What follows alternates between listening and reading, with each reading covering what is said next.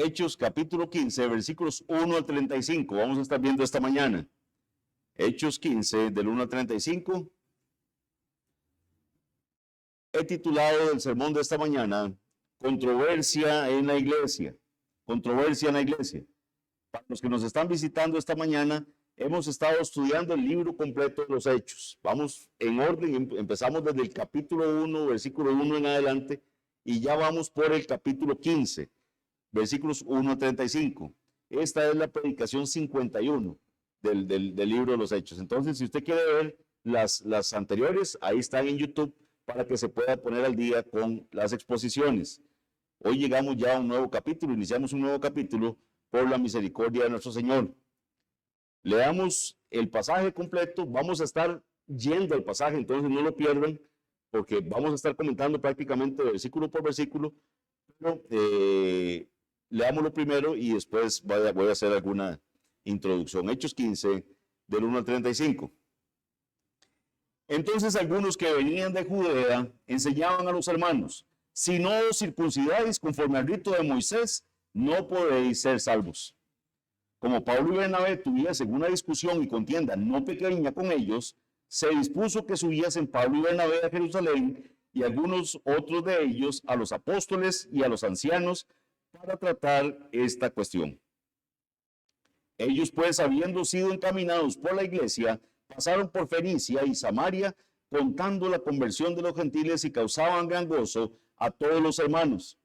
Y llegados a Jerusalén fueron recibidos por la iglesia y los apóstoles y los ancianos, y refirieron todas las cosas que Dios había hecho con ellos. Pero algunos de la secta de los fariseos que habían creído se levantaron diciendo: es necesario circuncidarlos y mandarles que guarden la ley de Moisés. Y se reunieron los apóstoles y los ancianos para conocer este asunto. Y después de mucha discusión, Pedro se levantó y les dijo: varones hermanos, vosotros sabéis cómo ya hace algún tiempo que Dios escogió que los gentiles oyesen por mi boca la palabra del evangelio y creyesen. Y Dios, que conoce los corazones, les dio testimonio dándoles el Espíritu Santo, lo mismo que a nosotros. Y ninguna diferencia hizo entre nosotros y ellos, purificando por la fe sus corazones. Ahora pues, ¿por qué tentáis a Dios poniendo sobre la cerviz de los discípulos un yugo que ni nuestros padres ni nosotros hemos podido llevar? Antes creemos que por la gracia del Señor Jesús seremos salvos de igual modo que ellos. Entonces toda la multitud calló y oyeron a Bernabé y a Pablo, que contaban cuán grandes señales y maravillas había hecho Dios por medio de ellos entre los gentiles. Y cuando ellos callaron, Jacobo respondió diciendo: varones hermanos, oídme. Simón ha contado cómo Dios visitó por primera vez a los gentiles para tomar de ellos pueblo para su nombre.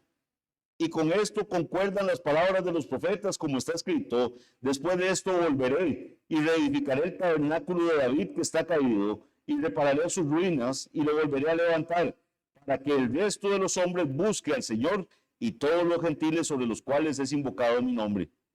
Dice el Señor que hace conocer todo esto desde tiempos antiguos.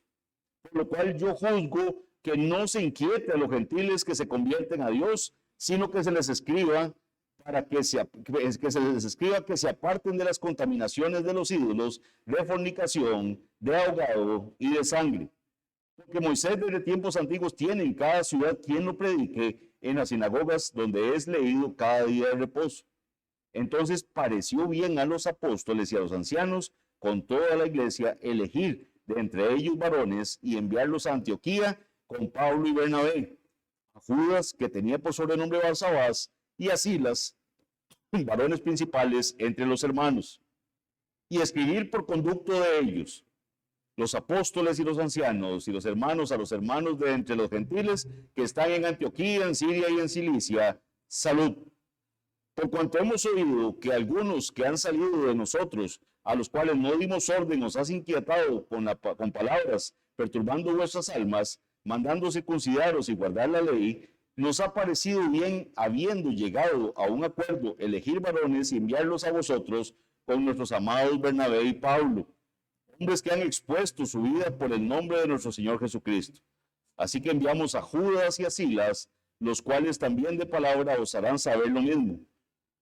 porque ha parecido bien al Espíritu Santo y a nosotros no imponeros ninguna carga más que estas cosas necesarias, que os abstengáis de lo sacrificado a los ídolos, de sangre, de ahogado y de fornicación, de las cuales cosas, si os guardareis, bien haréis, pasadlo bien. Así que los que fueron enviados descendieron a Antioquía y reuniendo a la congregación entregaron la carta, habiendo leído la cual se regocijaron por la consolación. Y Judas y Silas, como ellos también eran profetas, consolaron y confirmaron a los hermanos con abundancia de palabras, y pasando algún tiempo allí, fueron despedidos en paz por los hermanos para volver a aquellos que los habían enviado. Mas a Silas le pareció bien el quedarse allí. Y Pablo y Bernabé continuaron en Antioquía, enseñando la palabra del Señor y anunciando el evangelio con otros muchos. Texto largo el que tenemos esta mañana, pero hay que predicarlo así porque guarda una unidad. Tenemos que ver qué es lo que está pasando acá. Reina Valera lo ha titulado históricamente como el Concilio de Jerusalén, pero vamos a ver que más que un concilio aquí lo que tenemos es dos iglesias resolviendo un diferendo que se da. Vamos a ver cuál es esa controversia que se da entre estas iglesias y cómo resuelven esta controversia estas iglesias. Para eso es necesario que haga una muy breve introducción haciendo referencia a algo que vimos la semana pasada. El domingo pasado vimos cómo Pablo y Bernabé regresaron a la iglesia de Antioquía. Vean que la discusión de la cual nos habla aquí se da cuando ellos están en la iglesia de Antioquía. Regresaron de su primer viaje misionero, devolviéndose por los pueblos a los cuales habían predicado, a dar cuentas a la iglesia que los había mandado. Completan ese viaje misionero y indagando más sobre el asunto, a ese momento ya habían recorrido 1.120 kilómetros por tierra y 800 kilómetros por mar y predicaron en muchos lugares. Por la mano de Dios hicieron milagros asombrosos, recordemos como el sanar al cojo, ¿recuerdan? Se dio la sanación de un cojo, que ese cojo que nos dice ahí la característica que tenía fe, ¿verdad? Para ser sanado. La ceguera de Bar Jesús, ¿se acuerdan, verdad? También cómo a Elimás se le dejó ciego por estar interrumpiendo la predicación de la palabra del Señor. También sufrieron persecuciones, fueron expulsados de la ciudad, conspiraron contra ellos e inclusive llegaron a apedrear a Pablo, dándolo por muerto y sacándolo de la ciudad. A pesar de todo eso, predicaron fielmente la palabra de Dios y completaron la obra que Dios les había encomendado. Mientras predicaban, multitudes de personas, tanto judíos como gentiles, acudían a escuchar la predicación y muchos creyeron en Jesús. Estos nuevos creyentes formaron iglesias en muchas ciudades, por lo que Pablo y Bernabé participaron en el nombramiento de ancianos. Esto es un repaso de lo que ya hemos visto, pero que verdad que no les está diciendo nada nuevo.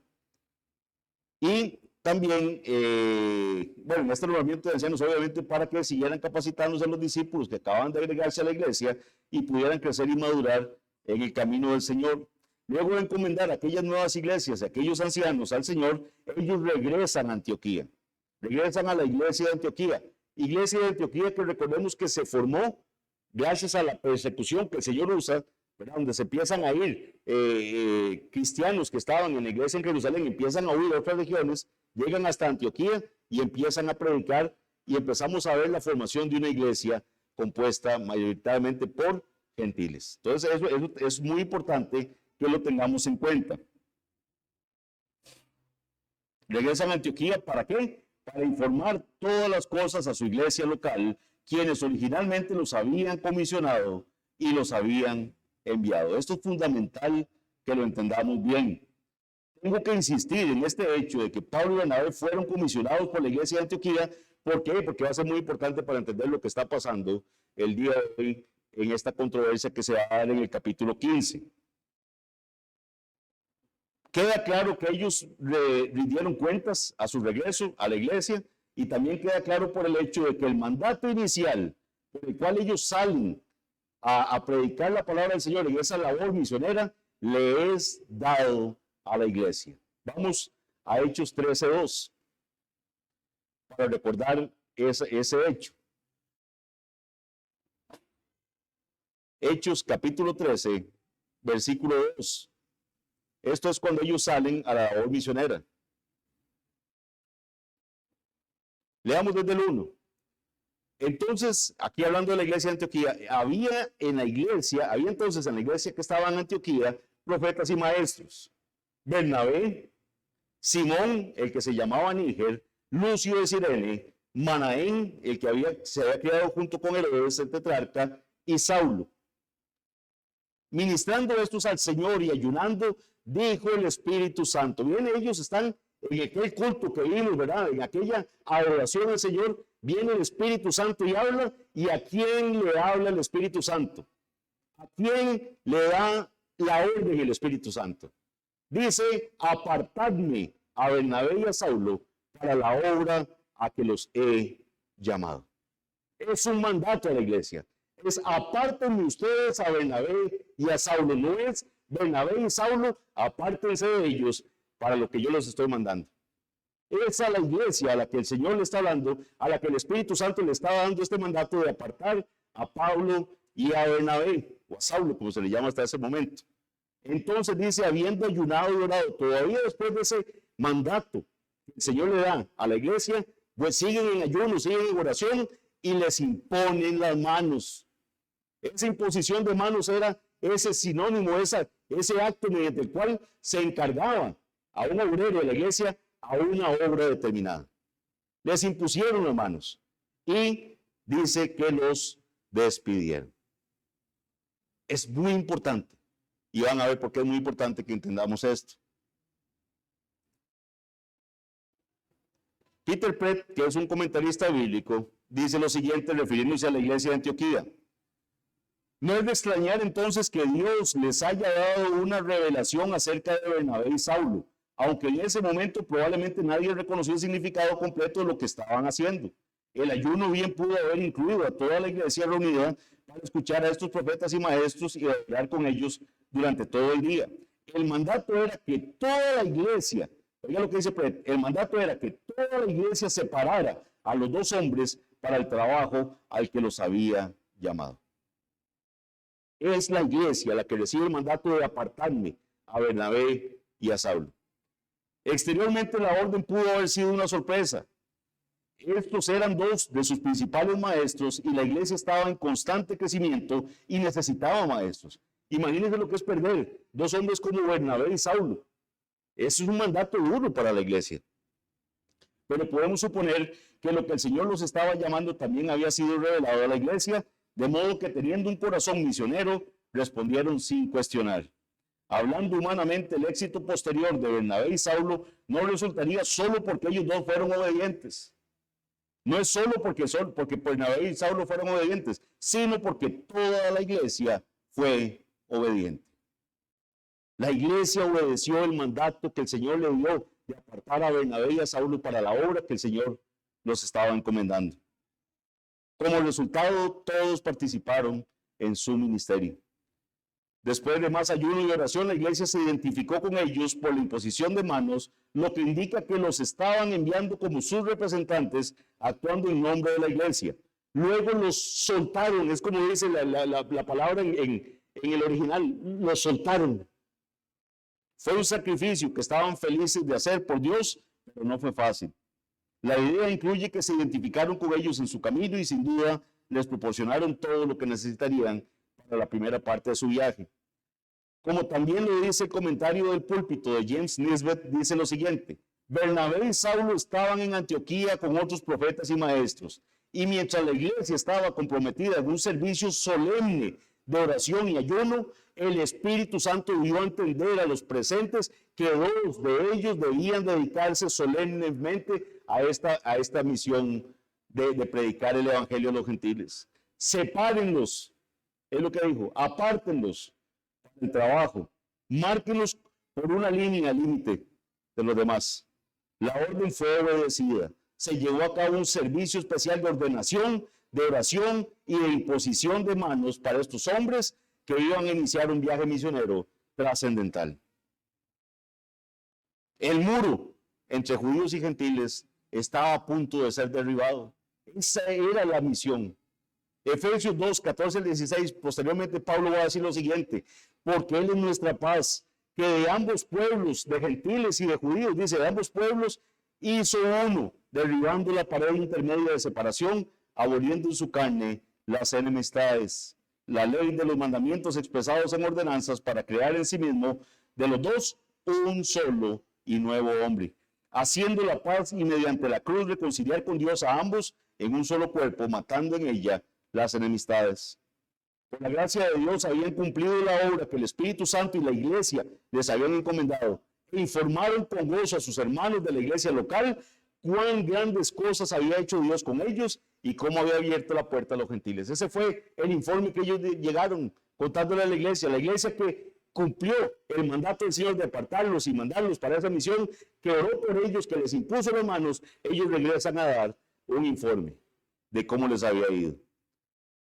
A este punto no podemos negar que Hechos 14:26, que es donde está ese informe, establece una conexión con Hechos 13:2, que es donde ellos lo están enviando.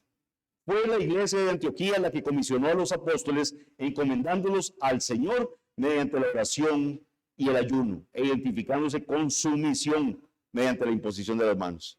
La obra estaba ahora completa, y los dos misioneros dieron su informe a la congregación, revelaron que Dios había abierto definitivamente la puerta del evangelio a los gentiles. Cuando el evangelio comenzó, las iglesias estaban compuestas únicamente por judíos. Es que eso es algo que tenemos que entender. Cuando el evangelio empieza a predicarse, está predicado ahí, localmente, y está compuesto únicamente por judíos. Y tenemos judíos nativos de ahí y judíos que vienen con una formación helenista. ¿Se acuerdan? Pero son judíos. Y ahora estamos viendo un fenómeno donde empiezan a convertirse los gentiles. Parcialmente con el caso de Cornelio y los que estaban ahí, pero después vamos a tener Antioquía, donde tenemos una conversión ya más grande de gentiles. Y si este fuera el final del libro de los Hechos, o sea, si ahí termina Hechos, entonces uno diría, y casi que le pondría ahí, y vivieron felices para siempre, ¿verdad? Ya todo terminó bien y todo color de rosa. Pero vemos lo que pasa en el capítulo 15, una controversia. Se va a dar un problema. Cosa que uno quisiera que no hayan problemas en la iglesia, que no hubieran controversias. La iglesia se ve envuelta en una controversia, y una controversia no pequeña, una gran controversia. Y no fue por las iglesias nuevas, no fue por las iglesias que fundaron, fue una controversia que se dio entre la iglesia de Jerusalén y la iglesia de Antioquía. Dos centros grandes de adoración al Señor en ese tiempo. Una, la primera iglesia donde están los apóstoles, donde están ya ancianos ahí, donde están diáconos funcionando. Y la iglesia de Antioquía, donde Bernabé y Saulo, ahora Pablo, estaban predicando fielmente la palabra del Señor, y el Señor estaba salvando a muchos gentiles. Lamentablemente, por nuestro pecado remanente, mientras tengamos seres humanos en la iglesia, vamos a tener problemas. Eso es algo inherente, y la Biblia nos habla de eso. Si no, el Señor en su sabiduría no llamaría a que nos soportemos los unos a los otros.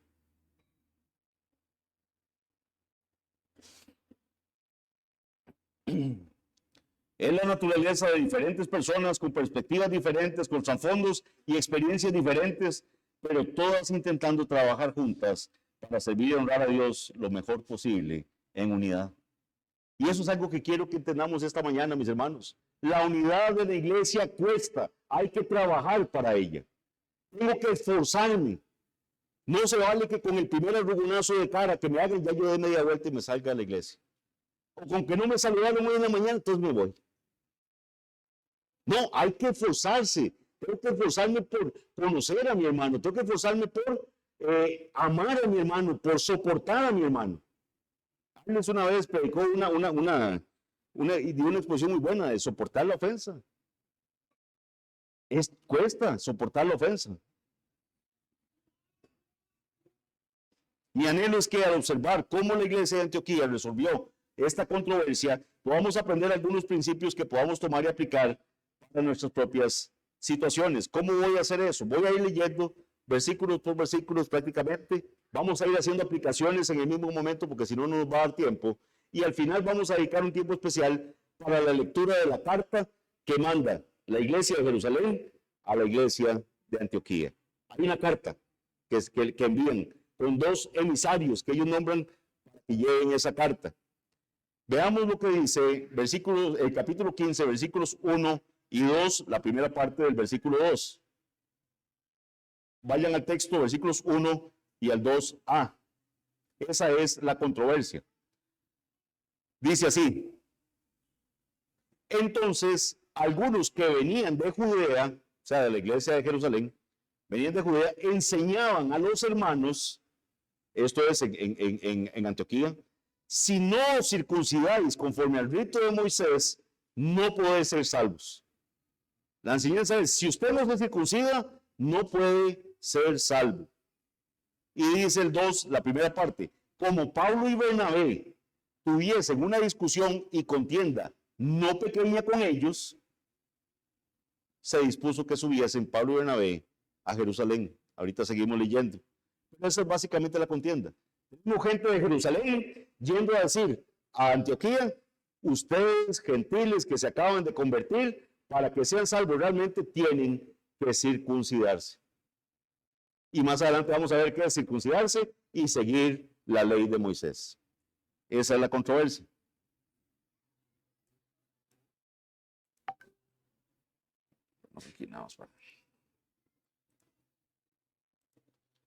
Por un lado tenemos a algunos hombres de la iglesia de Jerusalén enseñando, y digo enseñando así, entre comillas, y ahorita les voy a explicar por qué. Pongan mucha atención a estos hombres que están enseñando a los creyentes en Antioquía que debían circuncidarse para ser salvos. Recordemos que en Génesis 17, 10 al 14, Dios establece un pacto con Abraham, ¿verdad? Ese era el pacto con Abraham.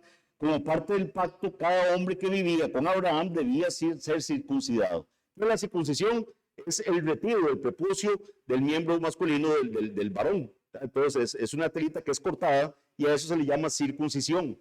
Esa era la señal del pacto. Como parte del pacto, como le digo, cada hombre que vivía con Abraham debía ser circuncidado. De esta manera el pacto quedaba marcado en su carne. Cada varón recién nacido debía ser circuncidado al 8º día, un ritual prescrito en Levítico 12:3. Conforme al Pentateuco, todos los varones, tanto israelitas como los que vivían con ellos, debían ser circuncidados. Lo que estos hombres estaban enseñando a los creyentes de Antioquía era que Dios había provisto la salvación para los judíos, y si ellos eran gentiles, primero tenían que seguir los preceptos judíos. Tenían que circuncidarse y tenían que seguir la ley de Moisés. Vemos en el versículo 2 que Pablo y Bernabé dice que tuvieron una discusión y contienda no pequeña. Vean que la Biblia lo enfatiza, o sea, fue una gran discusión la que Pablo y Bernabé tuvieron con ellos, con estos maestros que venían a enseñar eso de Jerusalén. Veamos ahora lo que dicen los versículos 2b al 3. Dice, no pierdan el texto, ¿verdad?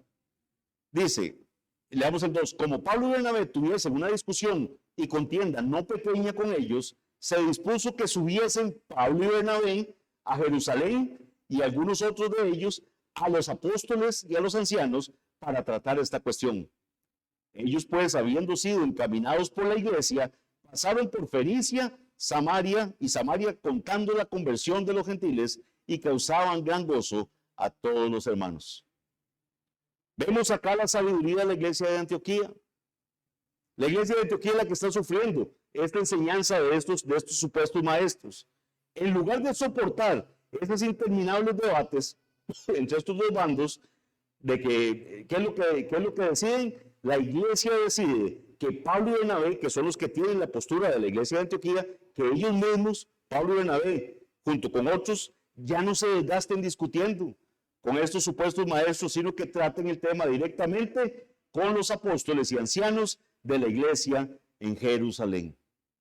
¿Por qué? Porque es de allá de donde viene la supuesta enseñanza. Estos hombres vienen de la iglesia de Jerusalén enseñando eso a la iglesia de Antioquía. Prácticamente la iglesia de Antioquía les dice, no sigamos aquí, no sigan con ellos, vamos a mandarlos para que vayan a hablar con los apóstoles, con los ancianos, con la iglesia en Jerusalén. Esto, mis hermanos, requiere sabiduría y esto requiere también humildad. Poder reconocer que mejor paramos la cosa ahí como está, esto no está haciendo edificación, vamos a la raíz de donde está el problema. Versículos 4 al 6. Y llegados a Jerusalén, llegan ellos a Jerusalén ya, llegados a Jerusalén, fueron recibidos ¿por quién? Por la iglesia. Vean que la iglesia sigue saliendo una y otra vez en todo esto. Fueron recibidos por la iglesia y los apóstoles y los ancianos. Y refirieron todas las cosas que Dios había hecho con ellos. Pero algunos de la secta de los fariseos que habían creído se levantaron diciendo, ahí dentro de la iglesia habían fariseos que habían creído en Cristo. O sea, que ya no estaban opuestos a que Cristo era el Hijo de Dios, se habían convertido, están ahí en la iglesia, pero tenemos una facción de fariseos dentro de la iglesia. Vean qué interesante. Dice, pero algunos de la secta de los fariseos que habían creído se levantaron diciendo, es necesario circuncidarlos y mandarles que guarden la ley de Moisés. ¿Por qué esto no había sido un problema hasta el momento? Porque no había gentiles, el tema de los gentiles convirtiéndose así masivamente no había sido un tema todavía. Muchos de los gentiles que estaban en la iglesia o eran prosélitos, que eran gentiles que estaban en proceso de conversión, o eran hombres piadosos como Cornelio, ¿se acuerdan? Que tenían afinidad a las creencias judías, pero no practicaban ni siquiera las leyes alimenticias ni la circuncisión. Pero ya ahora tenemos Antioquía, que está llena de creyentes gentiles. Y todavía Pablo y Bernabé le cuentan cómo hay iglesias de gentiles. En pueblos gentiles se predicó el evangelio y el Señor levantó iglesias ahí. Dice, pero algunos de la secta de los fariseos, versículo 5, que habían creído se levantaron diciendo, es necesario circuncidarlos y mandarles que guarden la ley de Moisés. Versículo 6, y se reunieron los apóstoles y los ancianos para conocer de este asunto.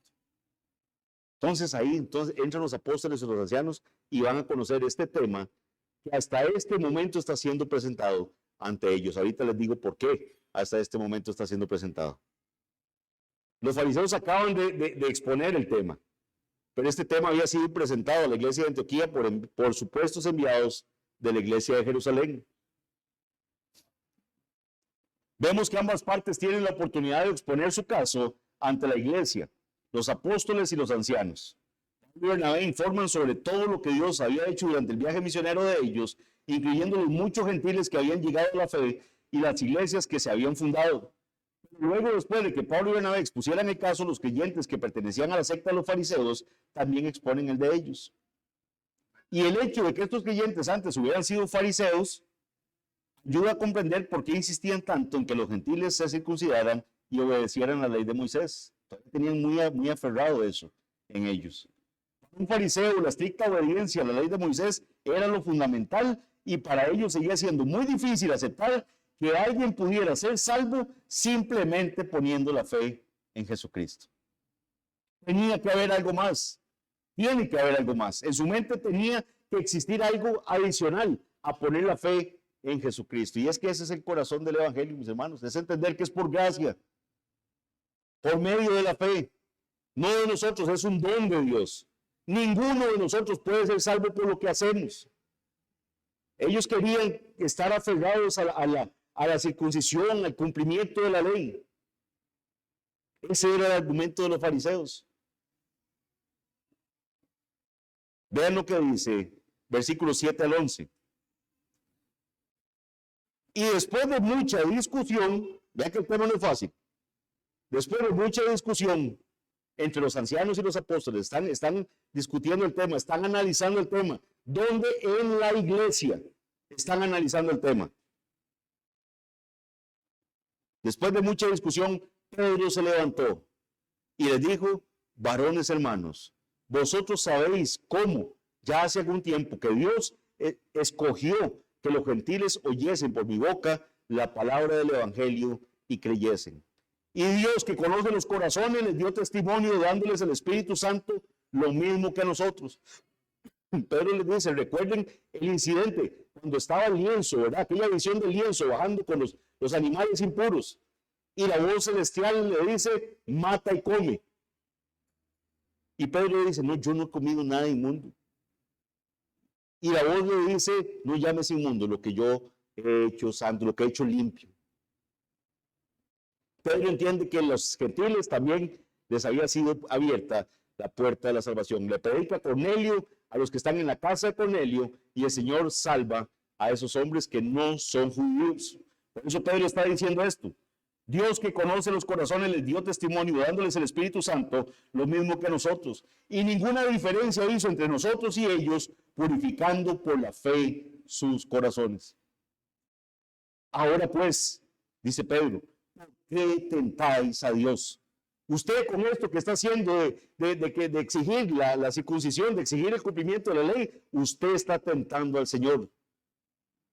¿Por qué tentáis a Dios? Le dice, poniendo sobre la cerviz de los discípulos un yugo que ni nuestros padres ni nosotros hemos podido llevar. Ustedes le están poniendo una carga a los gentiles que ni nosotros ni nuestros padres han podido llevar. La ley no puede ser cumplida por el hombre. Solo Cristo cumplió la ley perfectamente. Él sí caminó en total perfección, en total cumplimiento de la ley, en total obediencia a su Padre. Y es esa obediencia la que nos es contada a nosotros por justicia. Es la justicia de Cristo la que nos salva. Es la justicia que Él vivió y que nosotros no podemos vivir, la que nosotros podemos presentar ante nuestro Padre.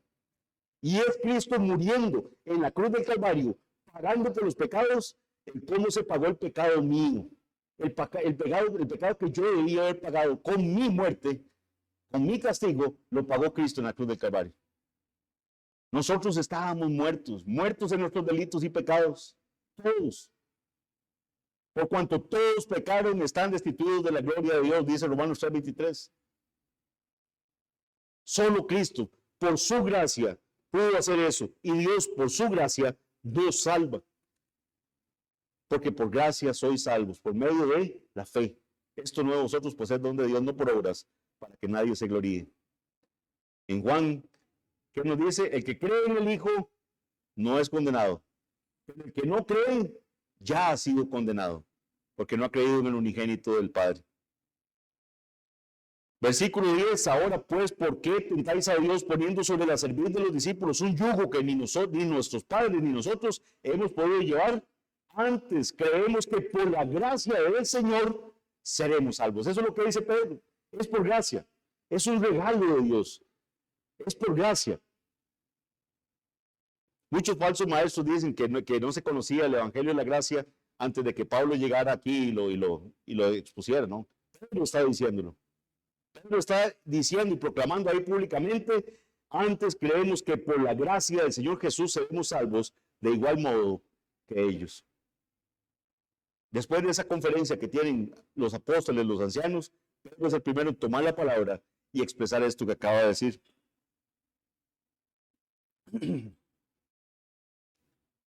La postura de Pedro sobre este tema no debería sorprendernos, ya que él fue uno de los primeros en aprender que la salvación no era solo para los judíos, sino también para los gentiles. Ya se lo ha demostrado el Señor con Cornelio. No es la obediencia a la ley lo que nos salva, sino nuestra fe en Jesucristo. Jesucristo que dijo en la cruz del Calvario, consumado es. Él terminó la obra. Él pagó el precio. Ese consumado es el sello que se le ponía a un título cuando usted debía algo y ya usted había pagado y se le ponía para que constara que ya usted había pagado. Consumado es. Él pagó el precio de nuestro rescate. Él pagó por nuestro pecado. Insistir en que los gentiles ahora cumplieran la ley, algo que los judíos jamás habían podido hacer, era inútil. Es lo que está diciendo Pedro. De hecho, Pedro dijo que eso era tentar a Dios. Si Dios ha confirmado que ya los ha aceptado al darles el Espíritu Santo, ¿quiénes somos nosotros para insistir que deben hacer algo más? Luego, como para probar aún más el punto, Pedro, leemos en Hechos 15:12.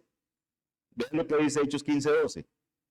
Entonces, toda la multitud cayó. O sea, se quedaron ahí callados. Y oyeron a Bernabé y a Pablo que contaban cuán grandes señales y maravillas había hecho Dios por medio de ellos entre los gentiles.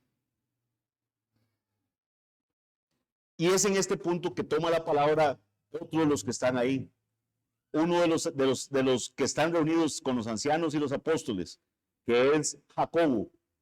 Este Jacobo no es el Jacobo el apóstol, ¿verdad? Este es Jacobo el hermano de Jesús. Jacobo que se le va a conocer también como Santiago. Cuando usted lee la carta de Santiago, acá en el Nuevo Testamento, después de Hebreos, es este Santiago, es este Jacobo. Entonces Santiago, que es hermano de Cristo, ¿verdad? De uno de sus hermanos, va a decir lo siguiente, versículo 13. Y cuando ellos callaron, Jacobo respondió diciendo, vean lo que va a decir, leamos del 13 al 21.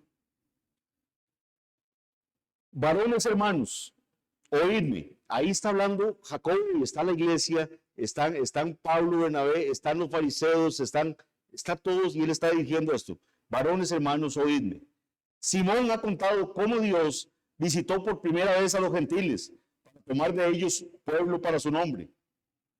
Y con esto concuerdan las palabras de los profetas como está escrito. Después de esto volveré y reedificaré el tabernáculo de David que está caído y repararé sus ruinas y lo volveré a levantar para que el resto de los hombres busque al Señor y todos los gentiles sobre los cuales es invocado mi nombre. Dice el Señor que hace conocer todo esto desde tiempos antiguos. Por lo cual yo juzgo que no se inquiete a los gentiles que se convierten a Dios.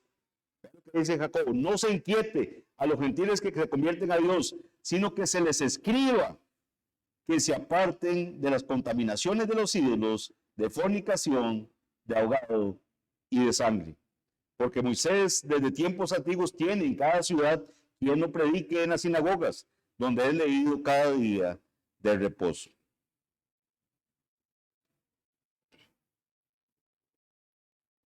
Este Santiago, como les digo, no es, ¿verdad? Es el hermano de Jesús, hermano que sabemos que no creía en Jesús, ¿verdad? Porque nos dice que ellos mismos no creían en Cristo, pero nos dice la palabra de Dios que el Señor Jesús se le apareció después de resucitado y su hermano fue salvado también, lo cual es una gran bendición. Y después se convierte en un líder en la iglesia de Jerusalén. De hecho, en Gálatas 2:9 se le dice que Santiago, Pedro y Juan son pilares, son columnas de la iglesia, así se refiere a ellos. Santiago hace algo fundamental con este argumento. ¿Qué es lo que hace Santiago? Que empieza a decirnos cómo debemos enfocar una controversia en la iglesia. Cita las escrituras. Santiago citó las escrituras. Viene y cita un pasaje del profeta Amós. Cita el capítulo 9 de Amós. Entonces, él lo que va a decir básicamente es que en este pasaje de Amós hay dos profecías. Una, la promesa de Dios de restaurar el tabernáculo de David que está caído. Que nosotros vemos más claro eso con la resurrección de Cristo, la descendencia de David y la aceptación del evangelio por parte de los judíos. Y el dos, que el resto de los hombres, o sea, los no judíos, también buscarían al Señor.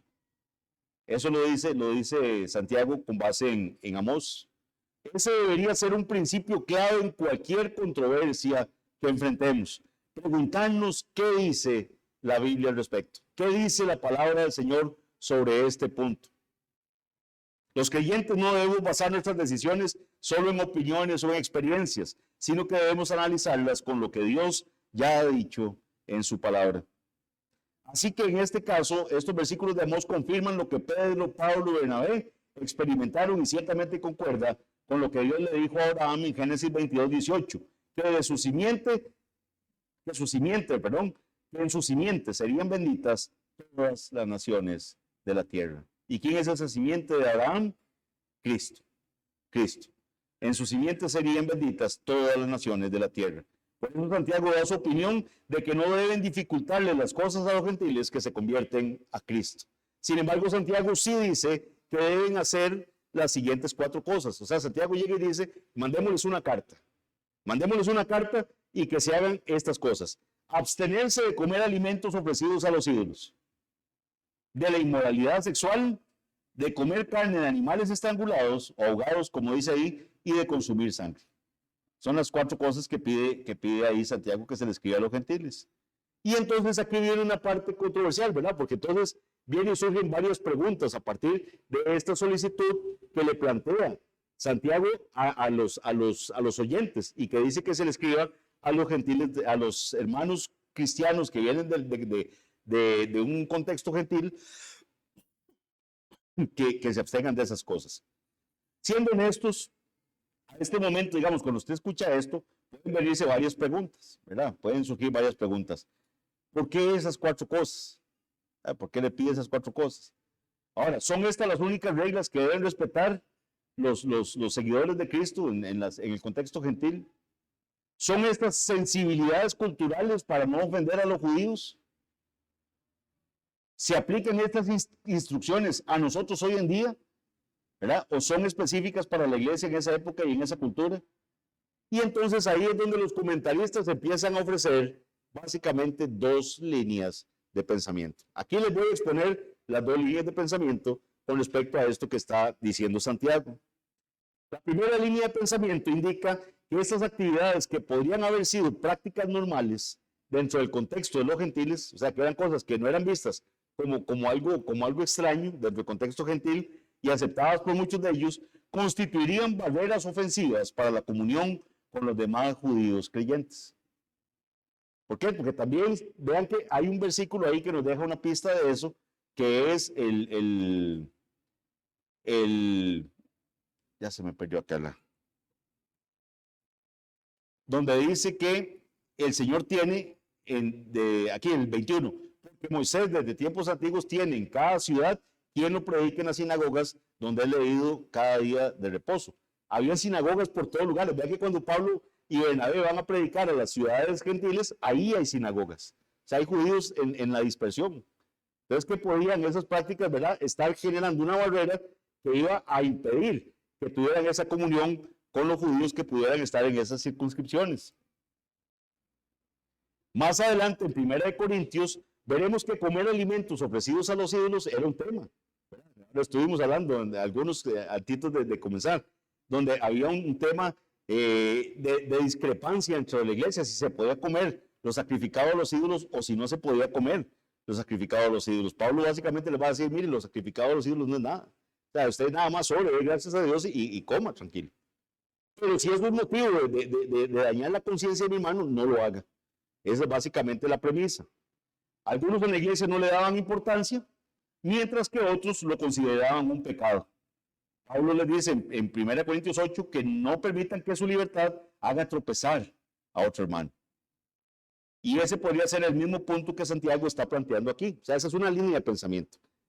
La segunda línea de pensamiento de por qué Santiago manda esas 4 cosas se relaciona principalmente con las antiguas prácticas de idolatría de estos gentiles conversos. Todas estas actividades que menciona Santiago habrían sido fundamentales para los rituales y ceremonias de su antigua forma de vida. La forma en que adoraban a sus dioses incluía estas cosas. El comer sangre, el tener actos de fornicación, todas estas cosas estaban incluidas dentro de las formas en cómo ellos adoraban a sus dioses. Por lo tanto, podría ser que Santiago esté diciendo que no tienen que seguir la ley de Moisés para ser salvos, pero como seguidores de Cristo sí necesitan cambiar su forma de vida. Su nueva vida en Cristo debería reflejarse en su nueva forma de vida. Esa es una línea de pensamiento también que les está mandando Santiago. La idea aquí no es que están cambiando para ser salvos. No, es que como son salvos, su vida tiene que mostrar cambios. Esta es la segunda línea. No somos salvos por nuestra obediencia a Dios. Ese es un principio. Usted no es salvo porque usted es una persona muy obediente. Si usted le pregunta a la gente, ¿usted va a ir al cielo? Sí, claro, yo soy una persona muy obediente, yo trato de caminar rectamente. La gente cree que es salva por sus obras. Pero nosotros no somos salvos por nuestra obediencia a Dios, sino que más bien anhelamos crecer en obediencia a Dios, precisamente ¿por qué? Porque Él nos salvó. Él nos salvó, nos dio vida cuando estábamos muertos en nuestros delitos y pecados. La obediencia no es la causa de nuestra salvación, sino que es el resultado de nuestra salvación. Es la forma en que expresamos nuestro amor a Dios y nuestra confianza en Él por lo que ya hizo por nosotros. Pero independientemente de cómo lo entendamos, o sea, cualquiera de las 2 líneas de pensamiento que suenan bastante lógicas, digámoslo así, las 2, independientemente de cómo lo entendamos ahora, parece que todos en aquel tiempo entendieron bastante bien lo que Santiago les pidió, porque vean que no hubo controversia. Lo que se les puso en la carta, después ellos lo van a tomar con gozo, lo van a tomar con serenidad. Veamos ahora del versículo 22 al 35. Aquí vamos a ver ya la carta propiamente, el resultado de esta reunión. Vamos a irlo viendo versículo por versículo. Y voy a hacer algunos comentarios porque aquí está la centralidad de por qué se dio esta controversia. 22 al 35. Entonces pareció bien a los apóstoles y a los ancianos. Estuvieron de acuerdo con el planteamiento de Jacobo. Y dice con toda la iglesia también.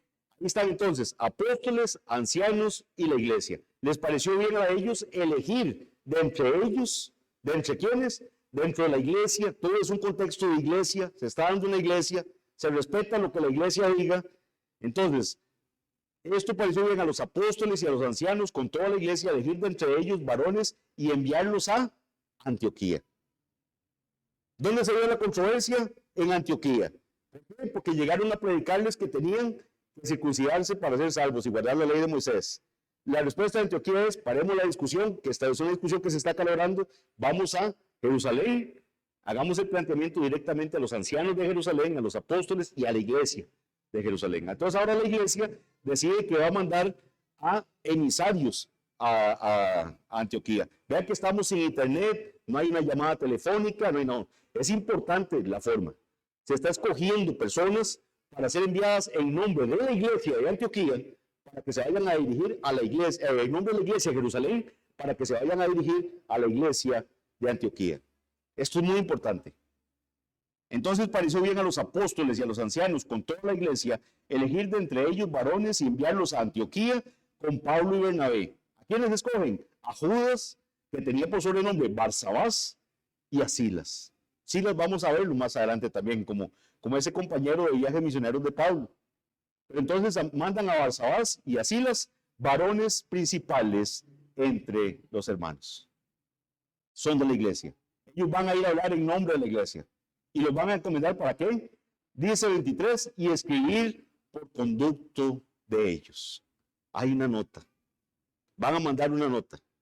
Una nota que le mandan la iglesia de Jerusalén a la iglesia de Antioquía. Vean lo que dice. Los apóstoles y los ancianos y los hermanos. ¿Quiénes escriben la nota? Los apóstoles, los ancianos y los hermanos. La iglesia. La iglesia de Jerusalén le está mandando esta nota a la iglesia de Antioquía. A los hermanos de entre los gentiles que están en Antioquía, en Siria y en Cilicia, salud. Vean qué interesante esto. Esto es un paréntesis interesante. Es como una cápsula del saber. Este saludo que dice aquí, esto es un hecho curioso. Este salud solamente se repite una vez en la Biblia. Esa forma de saludo, esa palabra específica que se pone ahí en ese saludo. Y la vez que se repite en la Biblia es en Santiago 1:1, en la carta de Santiago, lo cual nos dice que era un saludo característico de él, de cómo saludaba. Vean qué interesante. Entonces, por eso claramente ligan a Santiago, el escritor de la carta, con Santiago, el líder de la iglesia de Jerusalén. Pero eso es una capsulita ahí del saber. ¿Qué dice la nota? Versículo 24. Por cuanto hemos oído que algunos que han salido de nosotros, ellos reconocen, estaban en la iglesia, salieron de nosotros, a los cuales no dimos orden. A los cuales no dimos orden. Ellos fueron por su propia voluntad. La iglesia nunca los mandó. Y ahí lo están reconociendo.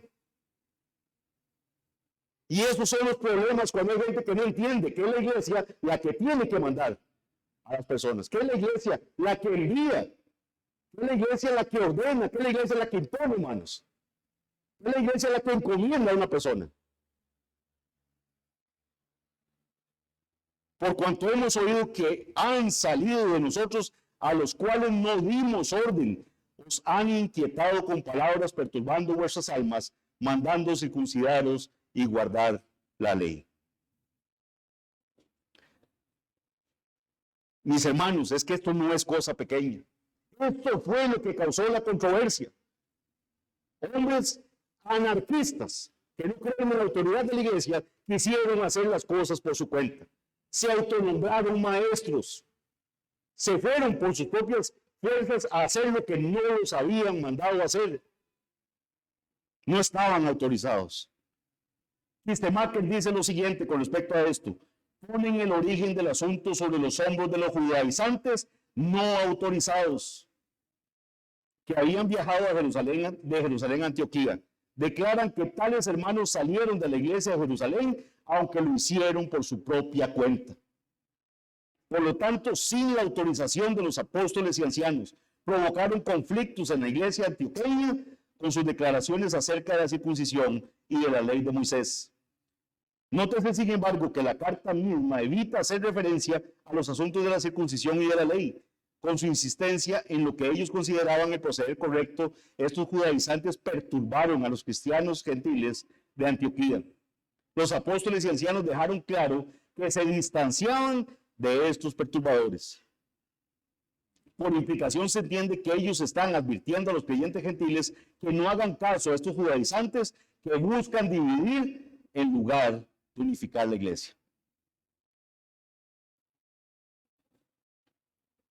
Una persona que no entiende, mis hermanos, la gravedad de hablar sin la autorización de la iglesia y hablar en nombre de la iglesia, querer atribuirse funciones que la iglesia no le está dando, esta persona está pecando y puede causar gran daño no solo a la iglesia local, sino a otras iglesias. Todo este problema no se hubiera dado si estas personas no salen de Jerusalén a querer hacerse ver como maestros y llevar esa doctrina a Antioquía. Pero vean qué interesante. En Antioquía, Bernabé y Saulo estaban discutiendo con ellos. Entraron en una discusión y dice que una discusión no pequeña. Y la iglesia de Antioquía para el asunto. Dice, no es con ellos que tenemos que arreglar esto. Vamos a la iglesia de Jerusalén. Hablemos con los ancianos de la iglesia de Jerusalén. Hablemos con los apóstoles, hablemos con la iglesia. Así se hacen las cosas en Cristo. La iglesia no está puesta de adorno aquí en la tierra. El Señor estableció que fuera este lugar el que nombra ancianos, el que reconoce los ancianos, el que reconoce los diáconos, el que dice cuál es un miembro de la iglesia y cuál no. Es orden. Y no querer aceptar ese orden, mis hermanos, es querer ser anárquicos. Querer guiarnos por nuestras propias fuerzas y por nuestros propios pensamientos. Es rebeldía. Es no querer respetar una autoridad. Y eso trae consecuencias. Trajo mucho dolor. Gracias a Dios el Señor todo esto lo encaminó bien. Pero esto hubiera sido un problema muy grande.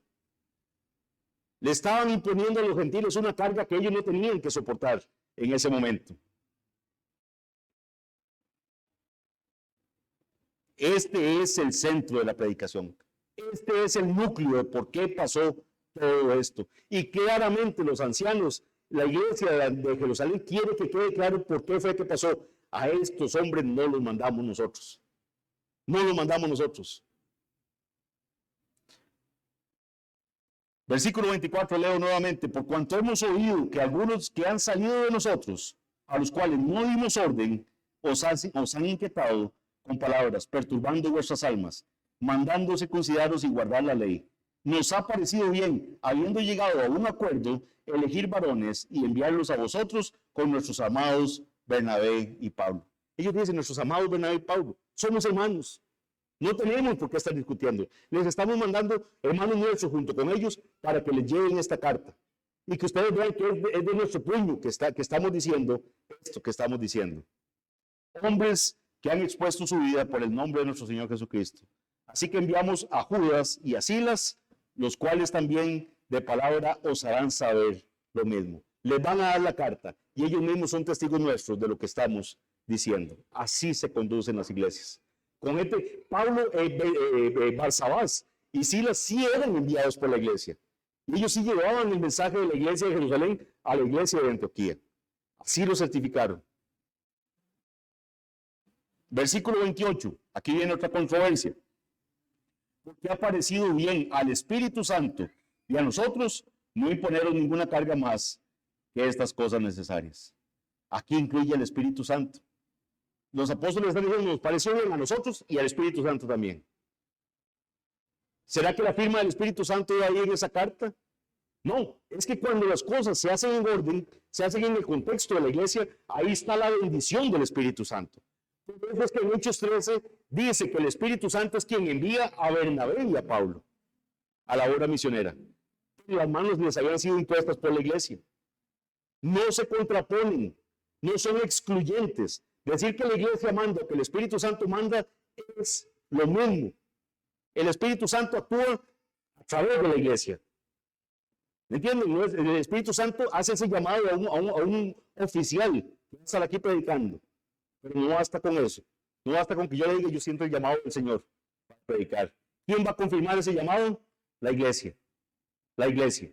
Y ven que los apóstoles le escriben y los ancianos y la iglesia le dice, nos ha parecido bien al Espíritu Santo y a nosotros mandarles estas cosas que son necesarias. Os abstengáis de los sacrificados de los ídolos, de sangre de ahogado y de fornicación, de las cuales cosas si os guardáis, bien haréis, pasadlo bien. Esa es la nota que manda.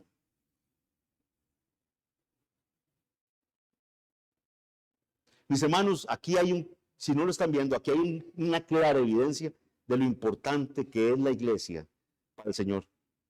De que si las cosas se hacen fuera del contexto de la iglesia van a venir problemas, van a venir controversias innecesarias. Y más bien, el permitir que todo se haga dentro del contexto de la iglesia va a arreglar la controversia. Va a hacer que decaiga esa controversia. La iglesia es importantísima para el Señor. ¿Qué fue lo que el Señor le reclamó a Saulo cuando lo derriba? Camino a Damasco. Saulo, Saulo, ¿por qué me persigues? ¿Y a quién perseguía Saulo? No era Cristo. Estaba persiguiendo a la iglesia. Perseguía a los suyos. Y el Señor se lo toma personal. Cuando se ataca a la iglesia, se ataca a Cristo. Saulo, Saulo, ¿por qué me persigues? Dura cosa de dar cosas contra el aguijón. Pasadla bien. Saludos, es lo que dice la carta. Pasadla bien. Así que los que fueron enviados descendieron a Antioquía y reuniendo a la congregación, entregaron la carta. ¿A quién le entregan la carta? A la iglesia. Reúnen a la congregación. Vean, mis hermanos, es que estos detalles es lo que son importantes. Ahí es donde está la importancia. La iglesia tiene gran relevancia para nosotros. Era importante para la iglesia de Jerusalén que la iglesia de Antioquía recibiera esa nota. Reúnen a la congregación y entregaron la carta. Habiendo leído la cual, se regocijaron por la consolación. La obediencia a Cristo trae paz, trae unidad. Y Judas y Silas, como ellos también eran profetas, consolaron y confirmaron a los hermanos con abundancia de palabras. Y pasando algún tiempo allí, fueron despedidos en paz por los hermanos para volver a aquellos que los habían enviado. Se quedaron un ratito ahí con los hermanos en Antioquía, predicando y pasando un tiempo de consolación juntos. Y ya después se regresan. El versículo 34 nos dice que a Silas le pareció bien quedarse allí. Hay una variante textual y entonces en algunos manuscritos no está eso, pero es para poder ligarlo con lo que va a venir más adelante, que es Silas acompañando a Saulo en el siguiente viaje misionero. Y Pablo y Bernabé continuaron ¿en dónde? En Antioquía. Ahí están en su iglesia. Continúan en Antioquía enseñando la palabra del Señor y anunciando el evangelio con otros muchos. Mis hermanos, si de aquí salimos con dudas de si la iglesia es la que envía, de si la iglesia es la que recibe cuentas, si la iglesia es la que desconoce emisarios que no ha mandado y envía a unos que sí reafirma que yo sí los mandé para que entregue esta nota, mis hermanos, no pusimos atención esta mañana entonces. Este pasaje es absolutamente claro y contundente de la importancia de la iglesia. Y más bien nos dice que no tener claro el papel de la iglesia en el envío de hombres a dar mensajes en nombre de la iglesia va a traer problemas a la congregación. Que el Señor nos ayude, que el Señor nos guíe, mis hermanos, en todo esto. Este es un gran ejemplo. Si nosotros lográramos resolver muchas de las controversias de esta forma, mis hermanos, habría paz y consolación, como lo tuvo en este momento Antioquía. Que el Señor tenga misericordia de nosotros. Vamos a orar. Padre bendito, gracias. Gracias por este pasaje. Gracias, Señor, porque más que entrabarse, si es un concilio, si no es un concilio, si aquí tenemos autoridades vemos iglesias resolviendo controversias en el orden que tú has mandado. Con orden, discutiendo sanamente, trayendo tu palabra a la mesa, respetando las autoridades que han sido puestas por ti en la iglesia. Gracias, Señor, porque nos exhortas con tu palabra. Danos corazones humildes, corazones enseñables, que puedan deponer cualquier actitud personal ante lo que tu palabra es contundente a la hora de decirnos. Te damos gracias. Permite ahora que podamos exaltar tu nombre con la cena tuya y que la gloria sea para ti en todo, en el nombre de Jesús. Amén.